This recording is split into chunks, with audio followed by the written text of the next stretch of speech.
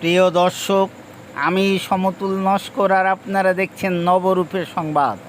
আজকের তাজা খবর, জয়নগর লোকসভা কেন্দ্রের আইএসএফ প্রার্থী মেঘনাথ হালদারের সমর্থনে কুলতলি ব্লকের খোলাখালীর বাজারে এক পথসভা অনুষ্ঠিত হয়। এই পথসভায় প্রধান বক্তা ছিলেন জয়নগর লোকসভা কেন্দ্রের আইএসএফ প্রার্থী মাননীয় মেঘনাথ হালদার মহাশয়।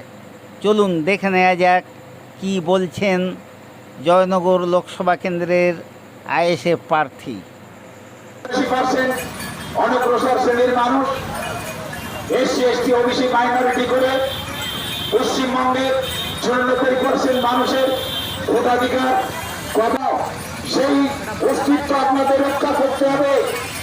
আপনারা জানেন এই ভারতবর্ষ তথা পশ্চিমবঙ্গের ভারতবর্ষের 85%। আমার এই চ্যানেলটিকে সাবস্ক্রাইব করে বেল আইকন পুশ করে লাইক দিন। নমস্কার।